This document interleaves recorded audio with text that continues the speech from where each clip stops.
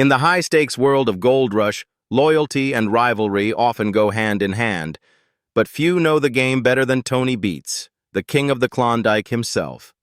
Known for his fiery temper and unshakable work ethic, Tony has just dropped a bombshell that's sending shockwaves through the mining community. In a rare and brutally honest revelation, he's finally named the 5 miners he'll never work with again, and the reasons behind his decision are as explosive as the gold rush itself. What really happened behind the scenes? The truth is harsher than the Yukon winter. Our biggest gold weight yet. Where did that put so many? This season's total is 4,620.90 ounces. I'm done. Tony Beets promised in an interview that he would never work with them again, shocking many viewers. The Klondike King, known for his fiery temper and no-nonsense approach, revealed 5 gold rush miners he swore never to work with. Why? He had what kind of relationship with them? These folks are who? How will this announcement affect the 5 miners and the gold rush miners industry? Want to know? Stay updated. Legal issues and jail rumors. Tony Beets conjures up images of gold and raw energy from the Yukon, where he made his fortune. The king of the Klondike found himself in an uncomfortable limelight in 2014, one unrelated to mining or wealth. One spark started one of the most controversial gold rush events and got Tony Beets in trouble. Nobody expected this. Therefore, Tony was surprised, and the experience was unpleasant. While filming a gold rush episode, Tony and his crew performed a Viking baptism for one of their dredges. Tony said this exercise symbolized a flaming celebration, dedicating the machine and bringing luck to their mining season. An unexpected twist turned a joke into an expensive error, one nobody ever wanted or prayed for. A Tony crew member ignited a dredging pond with gasoline. Cameras filmed the entire spectacle as flames rose across the sea. While the film team and Tony thought it was harmless fun, the Yukon government saw something else. As fast as light, Yukon environmental authorities noticed this incident as a violation of environmental rules. They said that burning a fuel-covered pond was careless and violated the Water Act, which prohibits polluting waterways. Being accused of an environmental crime was a big setback for Tony Beets, a diligent worker and self-reliant man. The authorities claimed he allowed fuel to enter the water and neglected to notify it. Both major crimes. Tony and Tamarack Incorporated were charged a year later. Mining and entertainment news sites soon covered the issue, portraying Tony as a guilty man before a judge rather than a daring miner. Attorneys said Tony had authorized a dangerous stunt under his supervision and that his operation had crossed the line between bold television and legal responsibilities, making the fire a serious environmental infraction. Tony acknowledged the Viking baptism but denied that it was meant to harm anyone. The defense described the event as impulsive and harmless, done for team morale and enjoyment, not environmental disaster. Still, the court found safety and environmental violations. The judge found Tony and Tamarack Inc. guilty under the Waters Act. Though severe, the penalty was not what rumors claimed. Tony and his company were fined 31,000 Canadian, a significant sum, but not the jail term gossip sites predicted. No jail time or criminal conviction was documented beyond environmental accusations. Tony accepted the fine ruling, ending the court process. The court case left a mark that public speculation would twist. Online sites began circulating lies shortly after the ruling. Some social media pages, Twitter bloggers, and YouTube channels posted films stating Tony Beets and his son Mick had been imprisoned for life. Tony's fiery nature made the claims seem believable, so they circulated swiftly. Viewers who seen his temper on Gold Rush could imagine him in difficulty with the law, and few doubted the claims. Some bloggers used doctored photographs of Tony in handcuffs, since most social media users are seeking attention and fans. Others said he was prohibited from Yukon mining. The fake claims went viral, turning a minor judicial issue into a fantasy. Verified records and court documents indicated a different story. Canadian news channels, City News and CBC appropriately reported the facts. Instead of jail time, Tony Beets and his company were fined for an environmental infringement. Tony was never arrested or jailed. No imprisonment was reported in public court records.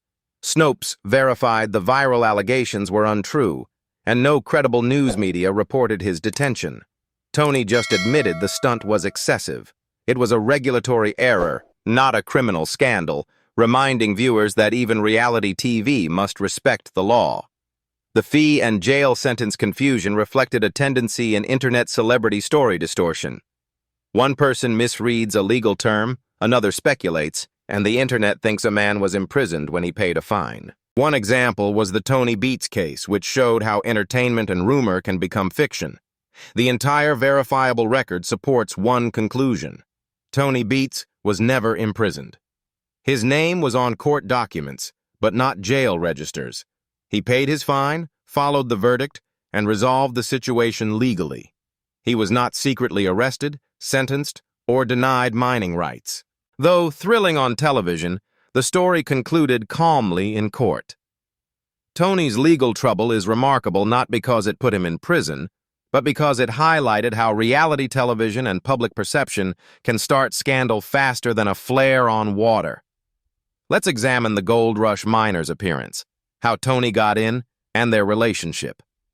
Conflicts behind the scenes and Gold Rush. Luckily, Gold Rush started with a dream, like any great reality program does. The narrative began with ordinary folks following an amazing dream in Alaska's cold Arctic. According to reports, the 2010 series' simple yet effective purpose was to convey the challenges, disappointments, and achievements of gold seekers. The show, originally called Gold Rush Alaska, exposed viewers to a group of hard-working men who were tired with life and wanted to get rich. Oregon native Todd Hoffman led the pioneer crew despite financial difficulties after the crisis. Todd and his father, Jack Hoffman, chose to try gold mining in Alaska, believing they could change their lives with courage and tenacity. With them were crew members Jim Thurber, Greg Remsburg, and Dave Turin. These men were novice miners when the camera started rolling.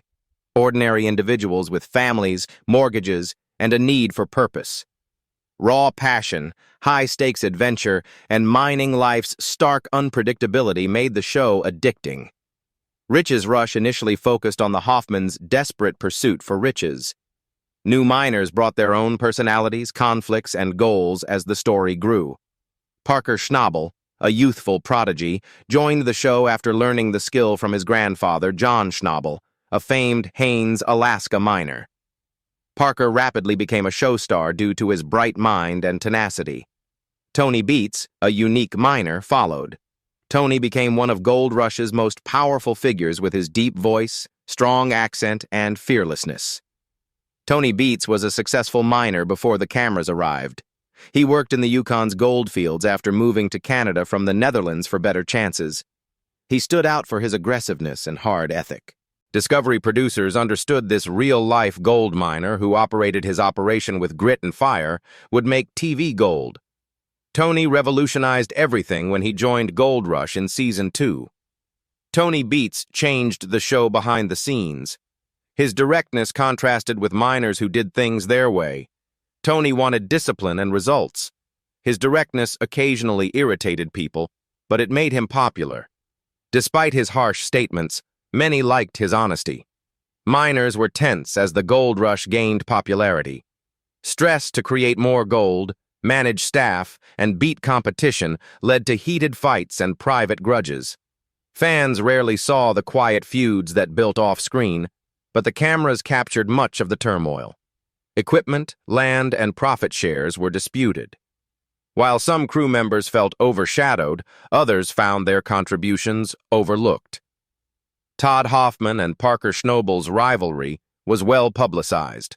Their gold chase was a major plotline. Pride and ambition tested their respect behind the cameras. Parker wanted to show that youth and brilliance could beat experience, while Todd desired atonement after multiple dismal seasons. Their fight made for intriguing entertainment, but also showed the true pressures mining crews experience when survival is at stake. Tony Beets experienced behind-the-scenes conflict. He routinely took over dangerous or expensive claims due to his daring business maneuvers. This technique garnered him admiration and anger. Tony mentored some miners to mine smarter, while others saw him as a tough competitor who played by his own rules. He was revered by his workers, although his determination often taxed them. Common arguments were over long hours, faulty machinery, and unreasonable demands.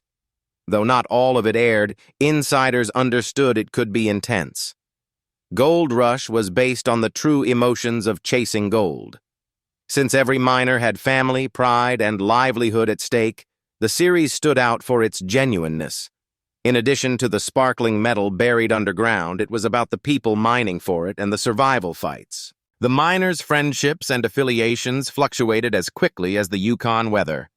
While the program showed togetherness and effort, it also showed fissures. Mining requires trust and rivalry. Every gold ounce implies sacrifice, and every accomplishment leaves others behind. Tony Beets, Parker Schnabel, and Todd Hoffman built Gold Rush around such latent tensions. It was never just a mining spectacle, but a tale of human aspiration against nature's greatest obstacle. Gold Rush grew beyond expectations from the first season to Tony's entrance. It became a personality clash and a fortune hunt. Even if they were hidden by professionalism, the feuds gave the show life. Why did Kevin leave? Gold Rush was exciting despite the slight issues, until Kevin Beets left and things got ugly. This was no ordinary cast change. It was a quiet sadness that cut closer to home than most spectators imagined. Kevin stood by his father Tony Beets through extreme temperatures, machinery breakdowns, and the unpredictability of goldfield life for years. Beets' family was strong, but even the toughest miners break. Kevin's cool leave hid tiredness, frustration, and years of repressed emotion. Kevin's youth was unique due to the mines. He learned to handle big equipment and fix broken pieces in the middle of nowhere, while other youngsters played. Kevin had long felt obligated to protect mining, his father's career and the family's tradition. He respected his father and learnt the company well, but the pressure got too great. He became intellectually and emotionally exhausted by lengthy filming hours, production disputes, and the unending pursuit of riches. Tony Beets was difficult to work with. Tony is noted for his fury, high standards, and independent style. While viewers saw that side of him on film, Kevin saw it daily. The father-son conflict regularly affected their employment. Kevin struggled between wanting to please his father and living his own life. Every mistake felt heavier, and every quarrel felt more personal. He lost his enthusiasm with time. Kevin quit out of peace, not anger. He just needed to breathe to discover himself beyond the gold rush and Beets' family empire. It may have seemed sudden to fans, but it had been growing silently. He gave his everything to the show, his father's dream, and the team for years. The cameras didn't show how exhausted he was, or how much he missed living without the press to perform or satisfy expectations. Walking away was self-preservation, not rebellion. Kevin sought balance, healing from years of tiredness, and life beyond the gold mines. Leave meant uncertainty, but it also meant choosing himself. Despite leaving the show, his presence remains. His whereabouts and hope for serenity away from fame and mining are still discussed by viewers. His departure humanized the gold rush. Fans were reminded that behind the heavy machineries and muddy gold pans are genuine individuals with families and hardships. Tony was known for being severe, rigorous, and not easy, but few have described his early background or why. Did a memorable family experience shape his views and lifestyle? Was Tony born that way? Let's look. Background check on Tony Beets. Tony Beets went through a lot before he became one of Gold Rush's most famous characters. His story began without gold or huge machinery. Instead, it began in the quiet, hard-working Dutch farmlands, where he taught early that life rewards effort, not excuses. Tony was born in Wijdenis, a small town where discipline and hard work were common, on December 15, 1959. Like many rural European children, he helped with farm work to support his family. Tony was responsible from childhood. While most youngsters were playing, he learned the significance of early starts and long hours. Unfortunately, Tony's father's health decreased while he was young, forcing him to do more housework and farming. His difficult childhood taught him how to survive and lead under duress, which shaped his life. He said that when his father couldn't work, he had to take care of the family, which turned him into a man overnight. He learned leadership and resilience early on. The battle to maintain the family's livelihood shaped him more than any school. Tony attended school but never considered himself academic. Real-life challenges interested him more than books and theory. He liked fixing things and making things with his hands. His education was short, but life taught him things that would make him one of television's hardest and most successful miners. Tony was known for being bold, determined, and stubborn in his teens. The hard life of farm work made him impatient with laziness and excuses. He learned to say what he thought without sugarcoating it, which helped him succeed in mining as an adult. Friends and neighbors recognized him as someone who would succeed by will or fail trying, but never give up. Tony grew up and learned life was more than his small village. Opportunities for a better future were his dreams. In his early 20s, he left the Netherlands for Canada to find more. That move altered everything. He first made ends meet in construction and dairy farming. Tony was harder than life. His willingness to work long hours without complaining and take charge when things went wrong gained him respect. He became a respected worker who could handle any circumstance with confidence and serenity. Tony discovered gold mining in Canada. He worked in pipelines before going to Yukon mines. The physical challenge, risks, and rewards of mining fit his personality. Tony's childhood development of tenacity, leadership, and unbreakability was needed. He started as a low-level worker but learnt everything from machines to management. He soon led teams and made decisions that shaped his mining boss career. The severe mining conditions also shaped his no-nonsense mentality. Mistakes might cost a fortune in the harsh weather and terrain. Weakness was unacceptable. After years, Tony was recognized for his directness and inability to tolerate negligence. Working with him was either fun or scary, but everyone respected him. He was known for his roughness and fairness. Tony and Minnie Beets developed a strong family outside work. They met as children in the Netherlands and reconnected later. Minnie supported Tony through every hurdle with her strength and determination. They raised Kevin, Monica, and Mike, who followed their father into mining. Tony values family, despite his severe and intimidating personality. His success is generally attributed to cooperation and family commitment. Tony was a top Yukon miner before the gold rush. Without wanting recognition, he entered the presentation proud of his labor and unafraid to demonstrate genuine mining. Background explains his demeanor, directness, discipline, stubbornness to quit, and sometimes outbursts. It began on a Dutch farm with a sick father and a young son who had to grow strong. Tony Beets' tale is persistence, not chance or fortune. Every rule he imposes, every fight with his staff, and every ounce of gold he finds are formed by lessons he learned before the cameras started rolling. What happened to gold rush miners? Gold rush watchers have asked what happened to the miners and if this show is still alive. Truthfully, the gold rush continues. Season 16 will premiere on Friday, November 7, 2025, on the Discovery Channel. Yes, the miners are still working, the cameras are rolling, and the crowd is waiting for the next big hit. Some things change in the gold rush. Fan reactions are varied as the main series continues, but several spin-offs are canceled or on hold. Gold Rush Whitewater, a popular spin-off, has been suspended. After Season 9, the producers said it will be on indefinite pause with no fresh filming schedule. In recent years, the show encountered growing production expenses, perilous Alaskan filming conditions, and logistical difficulties getting personnel and equipment via isolated river sites. These challenges prevented the project from keeping up with the prior season. Therefore, it was paused permanently. Even though Gold Rush Whitewater has ended, Tony Beets, Parker Schnabel, and Rick Ness still star. These names are nearly famous among reality TV aficionados. Each miner in the Yukon and beyond faces harsh weather, equipment breakdowns, and pressure to perform. The main show shows the difficulty behind every ounce of gold extracted, which keeps viewers emotionally committed. But behind-the-scenes modifications have changed the watching experience. Spin-offs like underwater gold diving and spectacular claim rivalries in new locales were fascinating. Many long-standing viewers feel the show has lost its adventurous spirit because some plots have stalled. The variety of landscapes and mining methods that made each season unpredictable was missed.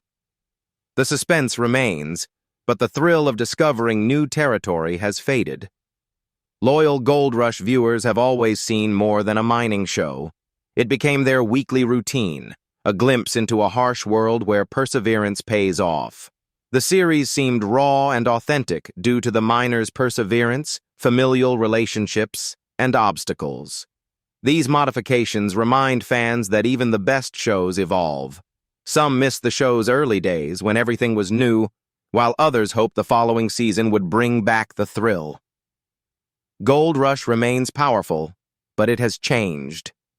Miners pursue riches on their claims, while spectators watch for one more golden moment that embodies the spirit of adventure that made the unforgettable. Tony's next move?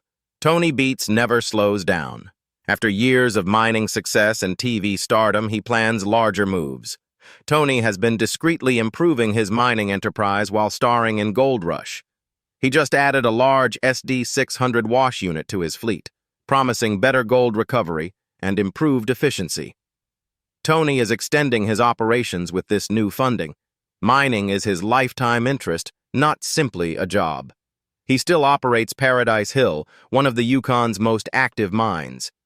Tony thrives in the unforgiving, cold, remote, and unexpected conditions.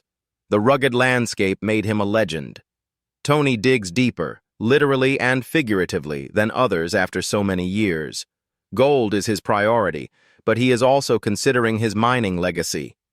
Rich Tony Beets owns an empire. His 2025 net worth is projected at $15 to $20 million. Television is not his only source of income. Mining claims, heavy machinery, and gold output make up most of his income. The program builds on his decades of Yukon work.